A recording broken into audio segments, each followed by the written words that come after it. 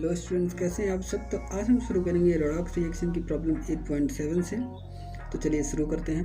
तो प्रॉब्लम 8.7 में पूछा गया है कि why do following reactions proceeds differently. यानी कि जो Pb3O4 है उसका रिएक्शन एक बार HCl के साथ करवाया जा रहा है, एक बार HNO3 के साथ करवाया जा रहा है। लेकिन पहले रिएक्शन में Pb3O4 सिर्फ एक कंपाउंड PbCl2 का फॉर्मेशन कर रहा है, लेकिन दूसरे में Pb3O4 लेड का नाइट्रेट और लेड का डाइऑक्साइड दोनों बना रहा है। तो बस इसमें पूछा गया है कि ये Pb3O4 क्यों आखिर दो तरह से बिहेव कर रहा है, क्यों अलग तरीके से बिहेव कर रहा है दोनों रिएक्शन में। तो इसका सॉल्यूशन हम लोग देखते हैं। तो सॉल्यूशन देखने से पहले हमें एक चीज़ पे फोकस करना है कि ये जो Pb3O4 दिया गया है कि ये बेसिकली कोई कंपाउंड नहीं है, बल्कि एक मिक्सचर है। ठीक है, वही पहले यहाँ पे लिखा गया है कि Pb3O4 is actually A stoichiometric mixture of 2 mole of PbO and 1 mole of PbO2। यहाँ पे 1 मोल PbO2 लिया गया है और 2 मोल PbO लिया गया है। ठीक है, तो 2 molecules of Pb plus 2 atoms of Pb and 1 atom of Pb। Pb3 हो गया और यहाँ पे 2 ऑक्सीजन और यहाँ पे 2 ऑक्सीजन, यहाँ पे हो गया 4 ऑक्सीजन। ठीक है, तो ये बेसिकली जो Pb3O4 की बात की जा रही है ये एक मिक्सचर है। और अगर मिक्सचर है तो ये जब हम लोग कोई भी रिएक्शन प्रोसीड करेंगे, जैसे ऊपर रिएक्शंस के बारे में पूछा जा रहा था, तो वहाँ पे हम Pb3O4 को इन दो में अलग अलग स्प्लिट करके भी लिख सकते हैं, उस आगे बढ़ सकते हैं, रिएक्शंस प्रोसीड कर सकते हैं उस तरह से। और एक चीज़ और ध्यान देंगे कि ये जो PbO है वो बेसिक होता है नेचर में, ये एसिड से रिएक्ट करके सॉल्ट और वाटर बनाता है। ठीक है, ये हमें अभी आगे काम आएगा। तो बेसिकली NCERT में ये इसका जो सॉल्यूशन है वो कम शब्दों में ज़्यादा चीज़ें एक्सप्लेन की गई हैं, लेकिन इसीलिए मैं जो सॉल्यूशन है उसको अलग अलग पॉइंट्स में पॉइंट वाइज समझाने की कोशिश करूँगा, ताकि आपको बेहतर तरीके से समझ में आए। और एक बार अगर आपको समझ में आ जाता है तो आप अपने शब्दों में सॉल्यूशन लिख सकते हैं। ठीक है, तो इसमें हम पहले पॉइंट से शुरू करेंगे, जिसमें हम लोगों को समझना है कि ये जो Pb3O4 है इसको हम लोग PbO और PbO2 के फॉर्म में लिख सकते हैं। ठीक, लेकिन PbO और PbO2 में ज़्यादा स्टेबल कौन है। ठीक है, हमको पहले ये देखना है और इसका ज़रूरत पड़ेगा भी, आगे ज़रूरत पड़ेगा। ज़रूरत इसलिए पड़ेगा क्योंकि ये जो PbO2 है जो ज़्यादा स्टेबल होगा और जो कम स्टेबल होगा, तो जो कम स्टेबल होगा वो ज़्यादा वाले की तरफ बढ़ना चाहेगा। ठीक है, अभी आगे और अच्छे से समझ में आएगा, देखते हैं। तो यहाँ पे PbO और PbO2 में बात की जा रही है कि कौन ज़्यादा स्टेबल है। ठीक है, तो PbO ज़्यादा स्टेबल है एज़ कम्पेयर टू PbO2। ऐसा क्यों? क्योंकि PbO में लेड का ऑक्सीडेशन स्टेट +2 है और PbO2 में लेड का ऑक्सीडेशन स्टेट +4 है, और लेड जो है वो +2 में ज़्यादा स्टेबल होता है एज़ कम्पेयर टू +4। ऐसा क्यों? आखिर +2 में ज़्यादा स्टेबल क्यों है और +4 में कम स्टेबल क्यों है? तो इसका अच्छा हम लोगों को अगर सॉल्यूशन हम लोगों को देखना है तो वो P ब्लॉक में हमें आगे मिलेगा, लेकिन मैं समझा देता हूँ, हालांकि ये NCERT में दिया नहीं है आपके सॉल्यूशन में। तो देखते हैं हम लोग, ये जो कार्बन फैमिली है, carbon, silicon, germanium, tin, lead. ठीक है, तो कार्बन के आउटर मोस्ट सेल में 2 इलेक्ट्रॉन S में होते हैं और 2 इलेक्ट्रॉन P में होते हैं। जैसे अगर आप इलेक्ट्रॉनिक कन्फिग्रेशन अगर लिखना चाहें कार्बन का, तो कार्बन का नंबर होता है 6 होता है, यानी कि 1s2, 2s2, 2p2। ठीक, तो इसके आउटर मोस्ट सेल अगर 2s और 2p देखा जाए तो उसमें 4 इलेक्ट्रॉन्स होते हैं। ठीक है, तो इलेक्ट्रॉन्स चारों को अगर लूज कर दे तो वो +4 ऑक्सीडेशन स्टेट में जाएगा कार्बन, सिलिकॉन भी +4 में जाएगा। ठीक है, तो ये सब आसानी से +4 ऑक्सीडेशन स्टेट शो करते हैं। लेकिन नीचे जैसे हम लोग बढ़ते जाते हैं तो +4 शो करने की टेंडेंसी कम होती रहती है और +2 की शो करने की टेंडेंसी ज़्यादा होती है।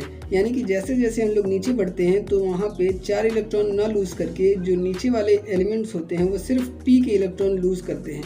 इसके पीछे सबसे महत्वपूर्ण रीज़न है कि आखिर वो P के ही इलेक्ट्रॉन्स क्यों लूज़ करते हैं सिर्फ।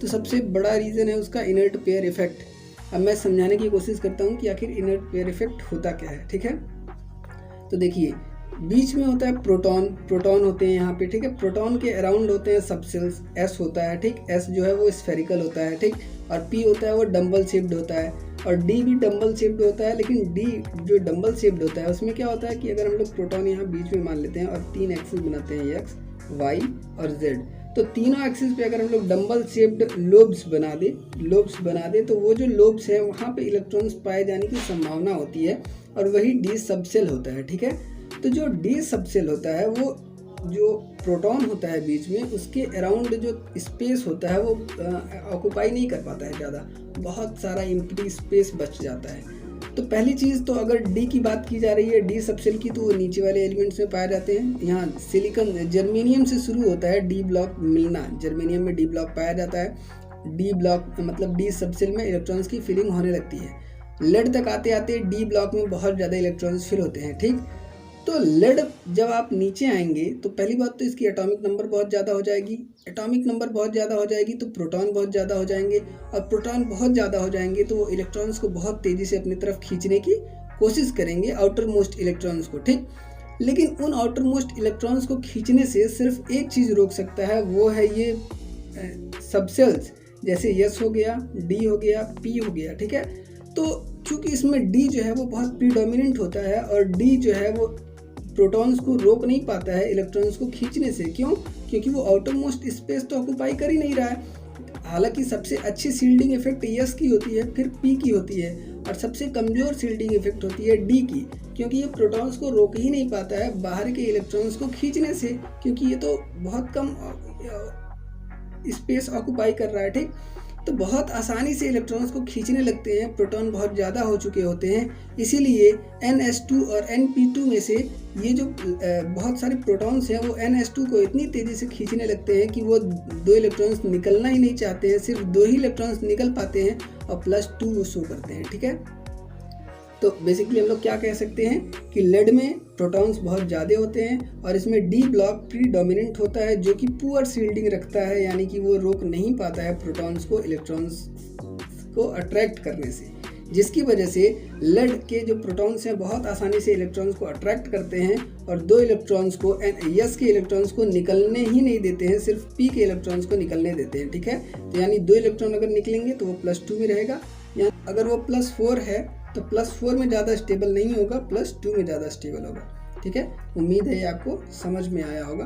तो इसका अगर एक वर्ड में देखा जाए तो यही इनर्ट पेयर इफेक्ट होता है, ठीक। अब आगे बढ़ते हैं हम लोग। अब एक पॉइंट तो हमने देख लिया कि PbO जो है वो ज़्यादा स्टेबल होता है PbO2 के कंपैरिजन में। तो यानी कि जो PbO2 है +4 ऑक्सीडेशन स्टेट में, वो रिएक्शन के दौरान PbO या फिर PbCl2 इन दोनों में जाने की कोशिश करेगा। क्यों? क्योंकि इन दोनों में लेड का ऑक्सीडेशन स्टेट +2 है, यानी कि जो लेड है वो +4 से +2 में जाने की कोशिश करेगा, यानी 2 इलेक्ट्रॉन गेन करने की कोशिश करेगा। और वो 2 इलेक्ट्रॉन इसको कौन देने वाला है? वो देने वाला है HCl में से, जो आपका 2HCl है उसमें से 2H+ और 2Cl नेगेटिव है। तो जो 2Cl नेगेटिव है वो 2 इलेक्ट्रॉन लूज़ करके, अगर 2 इलेक्ट्रॉन लूज़ कर देता है तो वो Cl2 गैस बन जाएगा, जो कि अभी रिएक्शन में हम लोग देखेंगे भी, ठीक। तो जो पहला रिएक्शन दिया था उसको हम लोग अगर 2 पार्ट्स में अगर हम लोग तोड़ दें, ठीक। पहले पार्ट में हम लोग क्या करते हैं कि Pb3O4 का PbO हो गया और PbO2 हो गया, जो कि HCl के साथ रिएक्ट कर रहा है, ठीक है। तो 2 पार्ट में अगर हम लोग तोड़ते हैं इसको, जिसमें एक बार हम लोग लेड ऑक्साइड के साथ रिएक्शन करवाएंगे, एक बार लेड डाइऑक्साइड के साथ रिएक्शन करवाएंगे, ठीक है। तो समझने वाली बात ये है कि ये जो PbO है ये बेसिक है, मैंने आपको पहले ही बताया था, ठीक है। ये इंपॉर्टेंट भी है, इंपॉर्टेंट इसलिए है क्योंकि अगर ये बेसिक है तो वो HCl से रिएक्ट करके एसिड बेस रिएक्शन शो करेगा, और जब एसिड बेस रिएक्शन शो करेगा तो लेड जो है वो साल्ट बनाएगा HCl के साथ, वो लेड क्लोराइड बना देगा और 2H2O बना देगा, ठीक है। पहली चीज़ हो गई। तो यहाँ पे देखिए +2 में था, +2 में चला गया, ठीक। तो यहाँ पे तो ऐसा कुछ नहीं हो रहा है कि +4 में था +2 में जाने की कोशिश कर रहा है, तो नॉर्मल एसिड बेस रिएक्शन हो गया, ठीक है, पहला चीज़। दूसरा चीज़, ये जो PbO2 है, ठीक, ये दोनों ही किसके पार्ट थे? Pb3O4 के, क्योंकि वो मिक्सचर था। अब मिक्सचर को हम लोग अलग अलग करके रिएक्शन प्रोसीड करवाने की कोशिश कर रहे हैं, ठीक। तो पहला तो एसिड बेस रिएक्शन नॉर्मली हो गया। फिर क्या होता है कि ये जो 8HCl था उसमें हम लोगों ने 4HCl पहले पार्ट में रख दिया, 4HCl दूसरे पार्ट में अगर हम लोग रखते हैं तो यहाँ पे जो PbO2 है +4 में है लेड, वो रिड्यूस होके +2 में जाने की कोशिश करेगा, और उसकी मदद करेगा क्लोरीन मदद करेगा। और क्लोरीन क्या करेगा? H+ और Cl नेगेटिव में से ये जो इलेक्ट्रॉन्स हैं इसको दे देगा, 2 इलेक्ट्रॉन्स देगा, कम से कम 2 क्लोरीन देंगे, ताकि ये +4 से +2 में चला आए और लेड क्लोराइड बना लिया। और जब इलेक्ट्रॉन्स लूज कर देगा क्लोरीन, तो वो क्लोरीन गैस बन जाएगा Cl2, और बाकी वाटर बन जाएगा। तो ये बेसिकली रेडॉक्स रिएक्शन है, ठीक। तो अब हम लोगों को क्या जो रिएक्शन दिया था प्रॉब्लम 8.7 में कि Pb3O4 ये दोनों को मिला के प्लस 8HCl, ठीक 8HCl, इसमें बन रहा है PbCl2 और Cl2 और 4H2O, ठीक। तो ये PbCl2 बन रहा है दोनों केस में, ठीक, 2 और 1 3 PbCl2 3 PbCl2, और यहाँ पे क्लोरीन गैस बन रहा है, क्लोरीन गैस, और 2H2O प्लस 2H2O 4H2O बन रहा है। तो ये था ओवरऑल रिएक्शन जो कि पहला पार्ट है। और दूसरे पार्ट में हम लोग देखेंगे कि आखिर वो Pb जो लेड है वो नाइट्रेट भी बना रहा है, ठीक, और क्या। ये तो पहला पार्ट था। उम्मीद है आपको समझ में आया होगा कि किस तरह से रिएक्शन प्रोसीड कर रहा है। तो दूसरा पार्ट देखने से पहले हम लोगों को एक चीज़ देखते हैं, हम लोग नोट करते हैं कि जो HNO3 है वो बहुत ही स्ट्रॉन्ग ऑक्सीडाइजिंग एजेंट होता है, ठीक।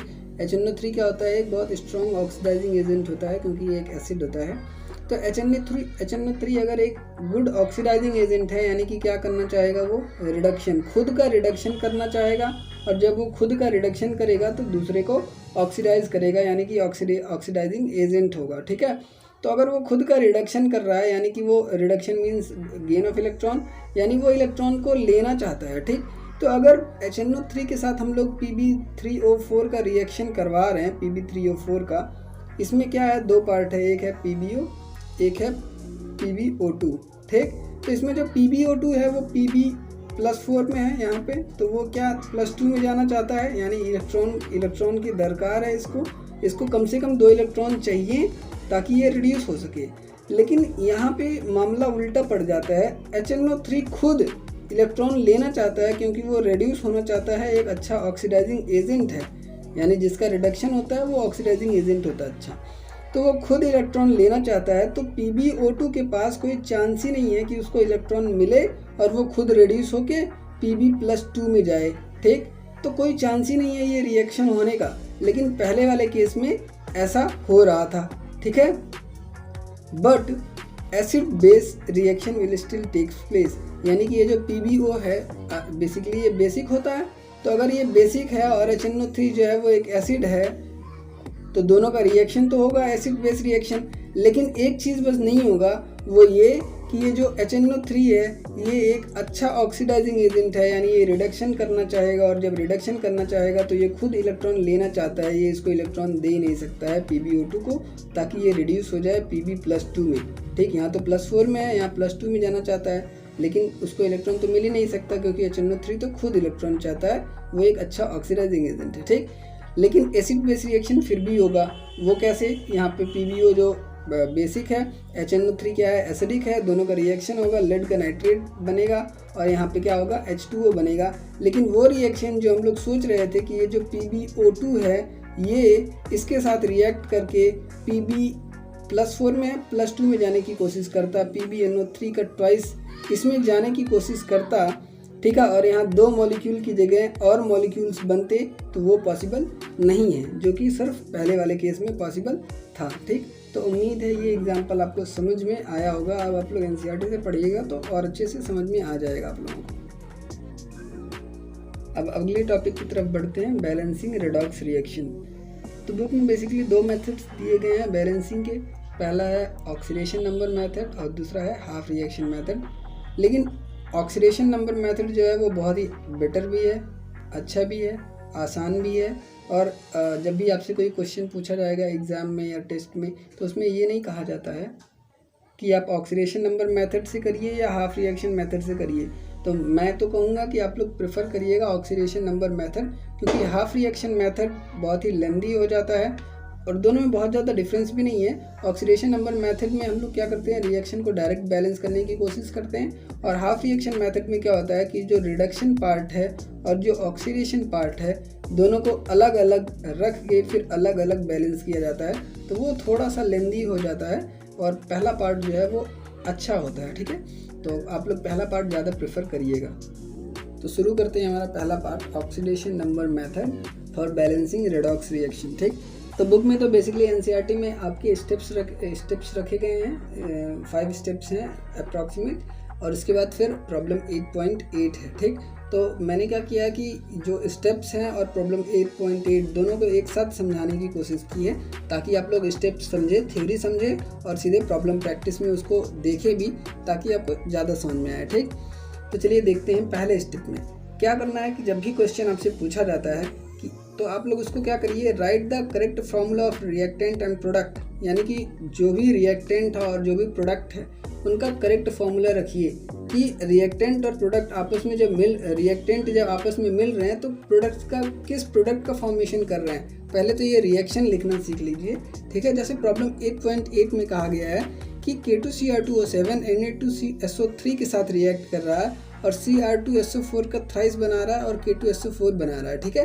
तो पहले तो जिस तरह से क्वेश्चन कह रहा है उसको अच्छे से लिखने की कोशिश करिए कि जो क्वेश्चन रिएक्टेंट्स के रूप में क्वेश्चन में जो चीज़ें दी गई हैं उनका रिएक्शन करवाइए इस तरह से और प्रोडक्ट्स का फॉर्मेशन करिए अकॉर्डिंग टू क्वेश्चन, ठीक। तो पहला स्टेप तो ये है, ठीक। और बुक में एक चीज़ और दिया गया है कि देखिए यहाँ पे जो K2Cr2O7 है तो Cr2O7 जो है वो नेगेटिव पार्ट है, Cr2O7 पे 2- पार्ट है और जो पोटेशियम है वो K पॉजिटिव के फॉर्म में होता है। तो 2K पॉजिटिव और Cr2O7 2 नेगेटिव है, ठीक है। लेकिन NCERT में क्या है कि हम लोगों को K पॉजिटिव से कोई मतलब है नहीं, क्योंकि इसका ऑक्सीडेशन स्टेट रिएक्शन के दौरान चेंज होने वाला है नहीं और ऑक्सीजन कभी नहीं चेंज होने वाला है, सिर्फ क्रोमियम यहाँ पे है जिसका ऑक्सीडेशन स्टेट चेंज होगा। इसीलिए क्रोमियम का ये जो एनायनिक पार्ट है ये लिया गया है और इसको छोड़ दिया गया है, तो उससे ज़्यादा मत कंफ्यूज होइएगा आप लोग। और इसी तरह Na2SO3 में से भी Na2 को हटा दिया गया और SO3 2- लिया गया है, ठीक है। यहाँ पे क्या होता है Na पॉजिटिव 2 Na पॉजिटिव यहाँ पे था और SO3 2- था, ठीक। तो इसको हटा दिया गया है, ठीक। यहाँ पे भी ऐसा किया गया और यहाँ पे पोटेशियम को हटाया गया है, यहाँ पे SO4 3- को हटा दिया गया है, ठीक है। ऐसा इसलिए किया गया है क्योंकि यहाँ पे जो क्रोमियम है वो आप लोग खुद एनालाइज करके हटाएंगे। जैसे यहाँ पे क्रोमियम है, यहाँ पे आने पे इसका ऑक्सीडेशन स्टेट चेंज हो रहा है। ये जो सल्फ़र है यहाँ पे आने पे ऑक्सीडेशन स्टेट सल्फ़र का चेंज हो रहा है। तो बाकी जो पार्ट हैं, जैसे हम लोगों को क्रोमियम, सल्फ़र और इस क्रोमियम और इस सल्फ़र से मतलब है, तो यहाँ से ये पार्ट हम लोग हटा सकते हैं, ये पार्ट हटा सकते हैं, ठीक है। इससे क्या होता है क्वेश्चन थोड़ा हम लोगों को ईजी दिखने लगता है, वही NCERT में किया गया है। अब देखते हैं हम लोग स्टेप 2 में क्या करना है आपको, identify atoms undergoing change in oxidation state and assign respective oxidation states। यानी आप उस रिएक्शन में आइडेंटिफाई करिए उन एटम्स को जो कि ऑक्सीडेशन स्टेट जिनका चेंज हो रहा है रिएक्शन के दौरान, और एक बार अगर आप आइडेंटिफाई कर लेते हैं तो उनका ऑक्सीडेशन स्टेट भी लिखिए दूसरे स्टेप में, ठीक। तो जैसे हम लोगों ने आइडेंटिफाई किया कि यहाँ पे क्रोमियम है, इसका ऑक्सीडेशन स्टेट देखिए, यहाँ पे हम कैलकुलेट करके एक बार दिखा भी देते हैं। ऑक्सीजन है 7 टाइम्स है, ठीक। टोटल के ऊपर -2 चार्ज है, ठीक। तो यानी इक्वल टू -2 होगा, ठीक है, इक्वल टू -2 होगा, टोटल के ऊपर -2 चार्ज है। ऑक्सीजन है 7 है, यानी 7 टू द -14, ठीक। और क्रोमियम का हम लोगों को पता करना है 2 इंटू समथिंग क्रोमियम का है, ठीक है। क्रोमियम का जो भी ऑक्सीडेशन स्टेट होगा वो 2 इंटू समथिंग होगा और ये हमारा बन गया जो इक्वेशन है, ठीक है। तो -14 है, इधर जाएगा +14 यानी कि +12 बच जाएगा, यानी 2 into something is equal to 12, यानी कि समथिंग इज इक्वल टू 6। और समथिंग क्या था, क्रोमियम का ऑक्सीडेशन स्टेट, यानी कि क्रोमियम का ऑक्सीडेशन स्टेट +6 है, ठीक है। इसी तरह से आप लोग सबका निकाल सकते हैं। यहाँ पे जो SO3 2- था, यहाँ पे सल्फर का ऑक्सीडेशन स्टेट +4 है, ठीक, निकाल लीजिएगा आप लोग। यहाँ पे जो क्रोमियम था, यहाँ पे क्रोमियम का ऑक्सीडेशन स्टेट +3 हो जाता है, ठीक है। और SO4 2- में सल्फर का ऑक्सीडेशन स्टेट +6 हो जाता है। यहाँ पे कंफ्यूज मत होइएगा, क्रोमियम +3 में है, इसको आप लोग कैलकुलेट कर लीजिएगा। जो आपका कंपाउंड था क्रोमियम SO4 का थ्राइस, यहाँ से आप लोग कैलकुलेट कर लीजिएगा, ठीक है। सॉरी ये नहीं रहेगा, Cr2 रहेगा, ठीक है। यहाँ से आप लोग कैलकुलेट कर लीजिएगा, क्रोमियम +3 ऑक्सीडेशन स्टेट में है, ठीक है। तो अभी हम लोगों ने क्या किया, दूसरे स्टेप में हम लोगों ने सीखा कि हमको वो एटम्स आइडेंटिफाई करने हैं कि जिनका ऑक्सीडेशन स्टेट बदल रहा है रिएक्शन के दौरान, और अगर बदल रहा है तो वो किस किस ऑक्सीडेशन स्टेट से किस किस ऑक्सीडेशन स्टेट में जा रहे हैं। अब हम लोग बढ़ते हैं स्टेप 3 की तरफ, ठीक। स्टेप 2 में हम लोगों ने सीखा कि जो एटम्स जो हैं जिनका ऑक्सीडेशन स्टेट बदल रहा है हमको उनको देखना है और वो कहाँ से कहाँ जा रहे हैं उनको हम लोगों को लिखना है, ठीक है। अब हम लोग स्टेप 3 में आते हैं। स्टेप 3 में क्या है, कैलकुलेट इंक्रीज और decrease in oxidation state of atoms in reaction. यानी कि ऑक्सीडेशन स्टेट जो है +6 से +3 में जा रहा है तो वो इंक्रीज हो रहा है या डिक्रीज हो रहा है, और हो भी रहा है तो कितना हो रहा है, ठीक है। +6 से +3 में जा रहा है तो कितना इंक्रीज हुआ या कितना डिक्रीज हुआ, इसको आपको कैलकुलेट करना है। If these are not equal multiply by suitable digit, ठीक, यानी कि जितना गेन होना चाहिए उतना ही लॉस आपको, जितना गेन उतना लॉस होना चाहिए, दोनों को आपको बराबर करना है, ठीक है। ये तीसरा स्टेप है, आइए अच्छे से समझते हैं। क्रोमियम जो है वो +6 में था, +3 में चला गया, ठीक। और यहाँ पे भी ध्यान दीजिएगा, ऊपर ये जो है मैंने यहाँ पे 2 पहले ही लिख दिया है, तो बहुत लोग सोचेंगे कि ये तो बिना बैलेंसिंग के पहले ही लिख दिया गया है। तो ये भी बहुत इंपॉर्टेंट स्टेप है जो आप लोग गलती कर सकते हैं, जिससे मार्क कट भी सकता है आपका और इक्वेशन भी गलत हो सकता है। वो ये है कि अगर क्रोमियम 2 एटम्स यहाँ पे हैं तो यहाँ पे 2Cr ही लिखना पड़ेगा। अगर यहाँ पे क्रोमियम 1 होता तो यहाँ पे क्रोमियम आपको 1 लिखना पड़ता, ठीक है। अगर आप यहाँ पे 2 नहीं लिखते हो, सिर्फ Cr लिखते हो, तो आपका इक्वेशन गलत होने के चांस बहुत ज़्यादा हो जाते हैं, ठीक है। तो यहाँ पे ध्यान रखिएगा, जब भी यहाँ पे 2 हो या फिर 3 हो या 4 हो, उतने ही एटम्स के साथ यहाँ पे आप लोग आगे बढ़ेंगे, ठीक। अब यहाँ पे हम लोग समझते हैं कि क्रोमियम जो है, एक क्रोमियम +6 में था और यहाँ पे एक क्रोमियम +3 में है, ठीक है। तो अगर +6 में था और +3 में आ रहा है तो यानी कि यहाँ पे +6 यानी कि +12 हो गया आपका। 2 क्रोमियम है यानी कि टोटल यहाँ पे +12 है जो चार्ज है, और यहाँ पे टोटल +6 है चार्ज, ठीक है। 2 3 6 +6 चार्ज है। तो +12 से अगर +6 में आ रहा है तो यानी कि -6 हुआ होगा, और वो -6 यानी कि 6 इलेक्ट्रॉन गेन हुए होंगे। अगर 6 इलेक्ट्रॉन गेन करता है तो वो +12 से +6 में आ जाएगा, ठीक है। यहाँ तक तो समझ में आया होगा। दो क्रोमियम है, एक का ऑक्सीडेशन स्टेट +6 होता है, तो दोनों का मिला के +12 ओवरऑल चार्ज हो जाएगा। और वहीं पे यहाँ पे +6 हो जाएगा ओवरऑल चार्ज। तो +12 से अगर +6 में आना चाहता है तो 6 इलेक्ट्रॉन गेन करेगा, ठीक। अब यही गेन हम लोगों को लॉस के बराबर करना है, ठीक है। वो कैसे होगा, देखिए यहाँ पे सल्फ़र है जो कि +4 में है, और यहाँ पे जो सल्फ़र है वो +6 में है, ठीक है। तो यहाँ पे +4 से +6 में जा रहा है, ठीक। तो अगर +4 से +6 में जा रहा है, ये जो 3 है और ये 3 है, ये मैंने बाद में लिखा है, ठीक है। अभी ये स्टार्टिंग में ये लिखना नहीं है, ठीक है। अभी मैं बताता हूँ कैसे लिखा जाएगा। तो यहाँ पे सल्फ़र सिर्फ एक ही था, जैसे यहाँ पे है +4 है और +6 में जा रहा है, यानी कि 2 इलेक्ट्रॉन लूज़ किया है, ठीक है। +4 में था, 2 इलेक्ट्रॉन और लूज़ कर दिया, तो अब क्या हो गया, +6 में चला गया। तो अगर +6 में चला जाता है, लॉस ऑफ 2 इलेक्ट्रॉन हो जाता है, तो गेन 6 इलेक्ट्रॉन का है, लॉस 2 इलेक्ट्रॉन का है। तो अगर इसमें हम लोग 3 से मल्टीप्लाई कर दें, जैसे यहाँ पे किया गया, 3 × loss is equal to gain के बराबर हो जाएगा वो। तो loss of 2 electron into 3 is equal to gain 6 electron, ठीक। तो लॉस और गेन बराबर हो गए। तो जब भी हम लोग ये 3 से मल्टीप्लाई करते हैं तो ये जो जहाँ भी लाइन जाती है उसके आगे 3 लग जाता है। जैसे यहाँ पे 3 हम लोगों ने लगाया, तो यहाँ इसके आगे भी 3 लग जाएगा, इसके आगे भी 3 लग जाएगा, ठीक है। यही मेन फंडा है बैलेंसिंग का।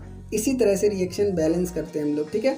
ये तीसरा स्टेप था। इसी तरह मान लीजिए यहाँ पे तो ऐसा कुछ है नहीं, गेन 6 इलेक्ट्रॉन है और लॉस था तो बराबर हो गया।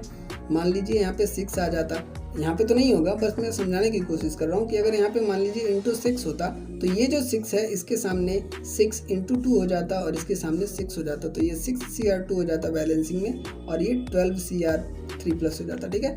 हालांकि यहाँ पे है नहीं, बस मैं समझा रहा हूँ आपको, ठीक। तो उम्मीद है तीसरे स्टेप तक आपको समझ में आया होगा। तीसरे स्टेप का मेन एम क्या था कि जितना लॉस हो रहा है इलेक्ट्रॉन्स का, उतना ही गेन आपको बराबर दिखाना है, उसकी बेसिस पे बैलेंसिंग हो जाएगी। अब चौथे स्टेप की तरफ हम लोग बढ़ते हैं। तो तीसरे स्टेप में हमारा मेन एम था कि जो एटम्स हैं उसमें वो जितना इलेक्ट्रॉन गेन कर रहे हैं और जितना इलेक्ट्रॉन लॉस कर रहे हैं उतना आपको बराबर करना है। चौथे स्टेप में हमारा मेन एम क्या है कि to make ionic charges equal, ठीक है। आपको जो है वो ओवरऑल चार्ज रिएक्शन का जो रिएक्शन है, ये इसका ओवरऑल चार्ज आपको बैलेंस करना है, ठीक है। जैसे देखिए आयनिक चार्जेस इक्वल आपको बनाना है। मैं इसी रिएक्शन में देखता हूँ, यहाँ पे देखिए Cr2 और 7 2 है, ठीक है। इसके सामने तो कुछ नहीं लगा था, इसके सामने हम लोगों ने देखा कि पिछले रिएक्शन में 3 जुड़ गया और इसके सामने भी 3 जुड़ गया, इसके सामने 2 पहले से था। चलिए यहाँ पे हम लोग देखते हैं Cr2 और 7 2 है, ठीक है। तो इसका ओवरऑल चार्ज -2 है, इसका ओवरऑल चार्ज -6 होगा। कैसे, देखिए एक SO3 पे 2 चार्ज है, टोटल 3 SO3 है तो -6 हो जाएगा। उसी तरह से राइट हैंड साइड में क्या है कि 2 क्रोमियम है, एक क्रोमियम पे +3 है तो 2 क्रोमियम का क्या हो जाएगा +6, और यहाँ पे क्या है, SO4 का 2 माइनस है तो 3 SO4 है तो -6 हो जाएगा। ठीक है, तो हम लोगों को बेसिकली आयनिक चार्ज बैलेंस करना है, लेफ्ट हैंड साइड और राइट हैंड साइड का जितना भी आयनिक चार्ज है दोनों को बैलेंस करना है। ठीक है, तो लेफ्ट हैंड साइड में -2 -6 है, राइट हैंड साइड में +6 -6 है, तो ये 0 हो गया और ये -8 हो गया। अब यहाँ पे देखिए मैंने 8H पॉजिटिव लिखा गया। ठीक है, तो अगर हम लोग आयनिक चार्जेस बैलेंस करना चाहते हैं तो हमारे पास 2 तरीके हैं। पहला तरीका तो ये कि यहाँ पे 0 है, यहाँ से 8 इलेक्ट्रॉन हम लोग माइनस कर दें, जो कि पॉसिबल नहीं है। तो हम लोग क्या कर सकते हैं, इस साइड में 8H पॉजिटिव ऐड कर सकते हैं। ये H पॉजिटिव कहने का मतलब क्या है कि ये एसिड हम लोग ऐड कर रहे हैं। ये H पॉजिटिव है तो Cl भी हो सकता है, Cl भी हो सकता है, यहाँ पे SO4 भी हो सकता है, H2SO4 बन जाएगा। ठीक है, तो कहने का मतलब हम लोग अगर एसिड ऐड कर देते हैं तो वो H पॉजिटिव के फॉर्म में इस रिएक्शन में इधर आके जुड़ जाएगा। तो अगर इस रिएक्शन में आके 8H पॉजिटिव हम लोग ऐड कर देते हैं तो ओवरऑल रिएक्शन क्या हो जाएगा, न्यूट्रल हो जाएगा। और अगर इस साइड हम लोग 8H पॉजिटिव ऐड करते हैं तो इसी के बेसिस पे हम लोगों को एक और चीज़, ये बेसिकली एनसीईआरटी में 5वां स्टेप है। ठीक है, लेकिन मैंने इसी में समझा दिया है कि जितना आप लोग H पॉजिटिव ऐड करिए, अगर लेफ्ट हैंड साइड में 8H पॉजिटिव ऐड करते हैं तो राइट हैंड साइड में आपको 4H2O ऐड करना पड़ेगा। ठीक है, 4 to the 8 हाइड्रोजन।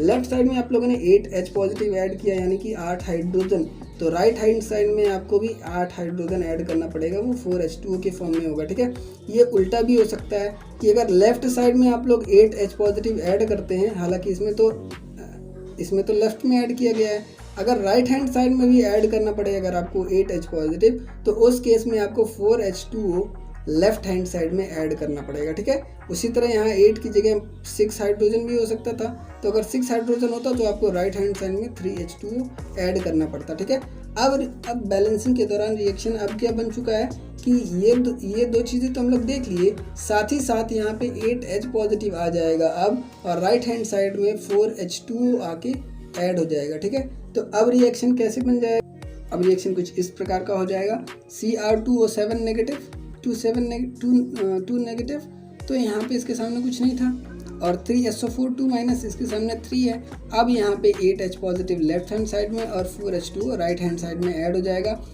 तो इस तरह से here oxygen will get automatically balanced. ठीक है, एक चीज़ आप कंफ्यूज होंगे कि यहाँ पे जो ऑक्सीजन है, यहाँ पे तो आपने 8H पॉजिटिव ऐड किया तो यहाँ पे 4H2 तो समझ में आता है, लेकिन ऑक्सीजन कैसे होगा, तो ऑक्सीजन पे बेसिकली बिल्कुल मत फोकस करिएगा, क्योंकि ऑक्सीजन अपने आप ही बैलेंस हो जाएगा। यही मेन पार्ट है इस स्टेप का, कि जैसे आप अगर 8H पॉजिटिव लिखते हैं और 4H2 ऐड कर देते हैं तो ऑक्सीजन अपने आप बैलेंस हो जाएगा।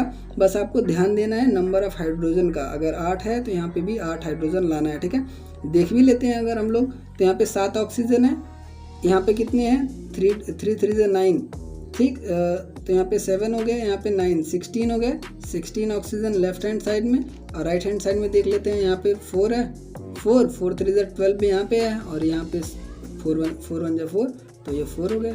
ठीक, 16। तो ऑक्सीजन पे बिल्कुल मत ध्यान दीजिएगा, क्योंकि ऑक्सीजन अपने आप बैलेंस हो जाने वाला है। ठीक है, तो उम्मीद है ये चारों जो स्टेप्स थे वो समझ में आए होंगे। ठीक है, अभी हम लोग प्रॉब्लम 8.9 करेंगे तो आपको और अच्छे से समझ में आ जाएगा बैलेंसिंग। ठीक, तो बढ़ते हैं प्रॉब्लम 8.9 की तरफ, जिसमें कहा गया है कि permanganate ion reacts with bromide ion in basic medium to give manganese dioxide and bromate ion. ठीक, तो पहले तो हम लोग बैलेंस रिएक्शन लिख लेते हैं। Permanganate ion MnO4 negative react करता है ब्रोमाइड आयन Br नेगेटिव। ठीक है, बेसिक मीडियम में, यानी कि यहाँ पे आपको H पॉजिटिव नहीं ऐड करना है, क्या ऐड करना है, OH नेगेटिव। ठीक है, जैसे मैंने प्रीवियस स्लाइड में बताया था क्या कि हम लोग या तो इलेक्ट्रॉन माइनस कर सकते हैं, इलेक्ट्रॉन माइनस करने का मतलब हम लोग OH नेगेटिव ऐड कर सकते हैं। ठीक है, या तो हम लोग H पॉजिटिव ऐड कर सकते हैं। यहाँ पे बेसिकली बता दिया गया आपको बेसिक मीडियम में रिएक्शन को प्रोसीड करवाना है, तो जब बेसिक मीडियम में है तो आपको OH नेगेटिव ऐड करना होगा। ठीक है, अब हम लोग आगे बढ़ते हैं। तो यहाँ पे क्या बेसिक मीडियम में रिएक्ट करके क्या बन रहा है, मैग्नीज डाइऑक्साइड MnO2 बन रहा है, और क्या बन रहा है, ब्रोमेट आयन, ये है आपका ब्रोमेट BrO3 नेगेटिव आयन, ये ब्रोमेट आयन बन रहा है। ठीक है, तो पहला स्टेप हम लोगों ने अच्छे से रिएक्शन लिख लिया, यही पहला स्टेप था। दूसरे स्टेप में हम लोग क्या करेंगे, देखेंगे कि किसका किसका ऑक्सीडेशन स्टेट चेंज हो रहा है और उसके बेसिस पे उनका ऑक्सीडेशन स्टेट भी लिख देंगे। तो यहाँ पे देखिए मैग्नीज +7 में है, यहाँ पे मैग्नीज +4 में है, यहाँ पे ब्रोमीन -1 में है, यहाँ पे ब्रोमीन +5 में है। ठीक, तो ये तो दूसरे स्टेप था जिसमें हम लोगों ने देखा कि ऑक्सीडेशन स्टेट किसका किसका है, कितना कितना है और चेंज हो रहा है, तो किसका किसका चेंज हो रहा है हम लोगों ने नोट कर दिया। ठीक, तीसरे स्टेप की तरफ हम लोग बढ़ते हैं। ठीक है, तो तीसरे स्टेप में क्या है, तीसरे स्टेप में हम लोगों को बैलेंस करना होगा, जितना इलेक्ट्रॉन गेन हो रहा है उतना इलेक्ट्रॉन लॉस होना चाहिए। ठीक है, और चौथे स्टेप में हम लोग क्या करते हैं, आयनिक चार्जेस बैलेंस करते हैं। पांचवें स्टेप में हम लोग क्या करते हैं, हाइड्रोजन और H2O को ऐड करके ओवरऑल रिएक्शन को बैलेंस करके ख़त्म कर देते हैं। ठीक है, तो अभी हम लोग तीसरे स्टेप में पहुंचे हैं जिसमें हम लोगों को क्या करना है, जितना गेन होना चाहिए इलेक्ट्रॉन का उतना ही लॉस होना चाहिए। ठीक, तो चलिए देखते हैं। देखिए मैग्नीज यहाँ एक है, यहाँ भी एक है। ठीक है, यहाँ पे ब्रोमीन एक है, यहाँ भी ब्रोमीन एक है, यानी कि हम लोगों को इसके सामने 2 3 लगाने की कोई ज़रूरत नहीं है, जैसे पहले वाले रिएक्शन में क्रोमियम के आगे 2 लगाया गया था। ठीक है, ध्यान रखिएगा इस बात का, यहाँ पे ऐसा कुछ नहीं करना है हम लोगों को, लेकिन ये स्टेप आप लोग माइंड में ज़रूर रखिएगा, क्योंकि अगर यहाँ पे Mn2 होता तो यहाँ पे 2 Mn के साथ आपको शुरुआत करना पड़ता। ठीक है, हालांकि यहाँ पे है नहीं। तो चलिए देखते हैं। तो मैग्नीज यहाँ +7 में था, +4 में चला गया, तो +7 से +4 में चला गया, यानी कि कम से कम 3 इलेक्ट्रॉन गेन किया होगा वो। ठीक है, +7 था, -3 हुआ है तभी +4 आया है, यानी -3 यानी कि 3 इलेक्ट्रॉन गेन हुआ है, तो यहाँ पे हम लोगों ने लिख दिया गेन 3 इलेक्ट्रॉन। ब्रोमीन यहाँ पे -1 में था, +5 में चला जा रहा है, तो -1 में था, फिर -1 से 0 गया होगा और 0 से फिर +5 यानी कि 6 इलेक्ट्रॉन वो लूज़ कर दिया। ठीक है, -1 में था, -1 में 1 इलेक्ट्रॉन लूज़ करेगा तो 0 पे जाएगा, फिर 2 इलेक्ट्रॉन +1 पे। ठीक, इस तरह से वो +5 तक जाते जाते 6 इलेक्ट्रॉन लूज़ कर दिया। तो अगर हम लोगों को गेन इज टू लॉस बनाना है तो 6 यहाँ पे है, यहाँ पे 3, यानी कि यहाँ पे 2 से आपको मल्टीप्लाई करना होगा। जब आप लोग 2 से मल्टीप्लाई कर देंगे तो इसके सामने भी 2 आ जाएगा और किसके सामने, इसके सामने भी 2 आ जाएगा। ठीक है, तो ये था तीसरा स्टेप जिसमें हम लोगों ने इलेक्ट्रॉन बैलेंस किया। चौथे स्टेप में आते हैं हम लोग आयनिक चार्ज बैलेंस करते हैं। ठीक है, तो देखिए इसके सामने 2 लग चुका है, तो ओवरऑल चार्ज कितना हुआ, -2। एक MnO4 पे एक माइनस है तो 2 पे कितना हो गया, -2। यहाँ पे एक ब्रोमीन था तो -1 हो गया। ठीक, इस तरह यहाँ पे देखिए इस पे कोई चार्ज नहीं है क्योंकि ये एक कंपाउंड है। ठीक है, MnO2 मैग्नीज का डाइऑक्साइड है, ये मतलब क्या कह सकते हैं कि न्यूट्रल चार्ज है। यहाँ पे -4 ऑक्सीजन का था और मैग्नीज जो है वो +4 में था, तो ये न्यूट्रल है, तो इसके ऊपर कोई चार्ज नहीं है। इसके ऊपर एक माइनस चार्ज है, तो यहाँ पे -1 हम लोग लिख देंगे। ठीक है, तो अब हम लोग देखते हैं यहाँ पे -2 -1 -3 हो गया, यहाँ पे -1 हो गया। ठीक, तो बैलेंस करने के लिए -3 इज इक्वल टू -1 अगर आपको बनाना है तो +2 OH नेगेटिव आपको करना पड़ेगा। क्यों, तब जाके 2 नेगेटिव चार्ज, 2 आयनिक चार्ज यहाँ से, 1 आयनिक चार्ज यहाँ से, 3 माइनस हो जाएंगे। ठीक है, तो यहाँ पे राइट हैंड साइड में 2 OH नेगेटिव ऐड हो जाएगा। अब ध्यान रखिए पाँचवें स्टेप या फिर कह सकते हैं चौथे स्टेप में मैंने 5वां स्टेप आपको बताया था, हाइड्रोजन को ध्यान रखिए। हाइड्रोजन का यहाँ पे आप लोगों ने 2 OH नेगेटिव के माध्यम से 2 हाइड्रोजन ऐड किया है। कहाँ ऐड किया है, राइट हैंड साइड में। देखिए राइट हैंड साइड में आप लोगों ने ऐड किया, लेफ्ट हैंड साइड में -3 था, राइट हैंड साइड में -3 बनाने के लिए आप लोगों ने 2 हाइड्रोजन 2 OH नेगेटिव ऐड किया। तो यहाँ पे अगर 2 हाइड्रोजन ऐड करते हैं तो लेफ्ट हैंड साइड में आपको एक H2O ऐड करना पड़ेगा।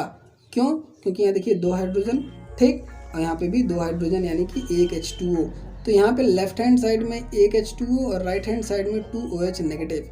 तो ये है ओवरऑल बैलेंस्ड रिएक्शन जिसमें हम लोगों ने MnO4 नेगेटिव के आगे 2 लगाया, MnO2 के आगे 2 लगाया, और हम लोगों ने देखा कि लेफ्ट हैंड साइड में एक मॉलिक्यूल H2O होगा, राइट हैंड साइड में 2 OH नेगेटिव होगा, और ऑक्सीजन की आपको चिंता करनी नहीं है, वो अपने आप बैलेंस हो जाता है जैसे मैंने पहले बताया था। तो ये थे 4 या 5 स्टेप्स कह लीजिए जिसमें हम लोग रिएक्शन को ओवरऑल बैलेंस कर दिए। ठीक है, एक बार मैं जल्दी ओवरव्यू बता देता हूँ। पहले आपको क्या करना है, रिएक्शन को बैलेंस करके लिखना है, आसानी से लिख देना है, जैसे क्वेश्चन कह रहा है बस डायरेक्टली वैसे ही लिख देना है। फिर नेक्स्ट स्टेप में आपको देखना है किसका किसका ऑक्सीडेशन स्टेट चेंज हो रहा है, और उसके आधार पे उनका ऑक्सीडेशन स्टेट्स कैलकुलेट करके लिख देना है। ठीक, तीसरे स्टेप में आपको loss of electron is equal to gain of electron balance करना है। ठीक, जैसे मैंने यहाँ पे किया है। चौथे स्टेप में आपको ओवरऑल चार्ज बैलेंस करना है इक्वेशन का, जिसको हम लोग आयनिक चार्ज कहते हैं। 5वें स्टेप में अगर आप लोग आयनिक चार्ज बैलेंस करने के दौरान देख रहे हैं कि OH नेगेटिव या H पॉजिटिव ऐड करना पड़ेगा तो ऐड करिए, जिस साइड में ऐड करने की ज़रूरत है उस साइड में ऐड करिए, और उसके अपोजिट साइड में उतने ही बराबर हाइड्रोजन के वाटर मॉलिक्यूल्स ऐड कर दीजिए। जैसे यहाँ 2 हाइड्रोजन था तो उसके बराबर एक मॉलिक्यूल हाइड्रोजन होना चाहिए, एक मॉलिक्यूल वाटर कम से कम होना चाहिए जिसमें 2 हाइड्रोजन होगा। तो उसके बेसिस पे हम लोगों ने ऐड कर दिया लेफ्ट हैंड साइड और राइट हैंड साइड में। तो ये था बैलेंसिंग जो कि ऑक्सीडेशन नंबर मेथड से था। उम्मीद है ये मेथड आपको समझ में आया होगा। ये मेथड आसान भी है, पहले तो आपको लंबा लगा होगा, लेकिन देखिए अगर आप एक बार सीख जाते हैं तो आप ये 5 लाइन में भी एक बड़ा से बड़ा इक्वेशन भी आसानी से बैलेंस कर लेंगे। ठीक, हम दूसरे मेथड की तरफ बढ़ते हैं, half reaction method. So in this method ये बेसिकली मैंने खुद लिखा है, in this method 2 reactions are balance separately and then added together. तो इसमें किया क्या रहता है कि जो रिएक्शन है उनको अलग अलग, जो रिडक्शन पार्ट है और जो ऑक्सीडेशन पार्ट है उनको अलग अलग तोड़ दिया जाता है और फिर अलग अलग बैलेंस कर लिया जाता है। ठीक है, so this method is neither good nor compulsory. ना तो ये मेथड बहुत अच्छा है क्योंकि ये लेंदी हो जाएगा, और ना तो कंपलसरी है, कंपलसरी भी नहीं है।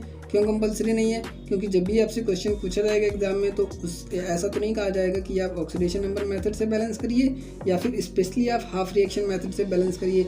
वो सीधे लिखेगा कि आपको बैलेंस करना है। तो आप क्या करिए, जो ऑक्सीडेशन नंबर मेथड है उससे बहुत आसानी से 5 लाइन में हो जाएगा। तो सो प्रैक्टिस फर्स्ट मेथड, पहला मेथड प्रैक्टिस करिए। In question it never asks to balance using half reaction method. कभी भी पूछता नहीं है कि हाफ रिएक्शन मेथड से आप बैलेंस करिए। ठीक है, हालांकि आप लोग कोशिश कर सकते हैं, एनसीईआरटी में है, उसको आप लोग समझने की कोशिश करिए।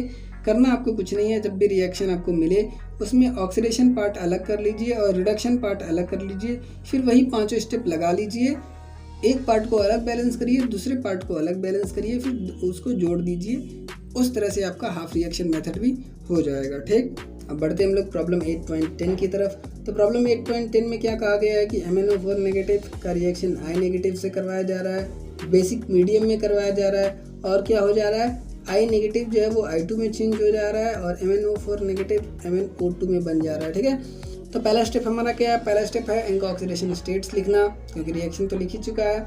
तो ऑक्सीडेशन स्टेट लिखिए आप लोग, कौन है, किस में चेंज हो रहा है। तो यहाँ देखिए मैग्नीज का ऑक्सीडेशन स्टेट +7 है, I नेगेटिव का -1 है, I2 का सिर्फ 0 होता है क्योंकि अपने नेचुरल स्टेट गैसेस स्टेट में है। ठीक, MnO2 अगर नहीं समझ में आएगा तो मैंने प्रीवियस लेक्चर्स आप देखिए, उसमें मैंने बताया है कैसे ऑक्सीडेशन स्टेट निकालते हैं।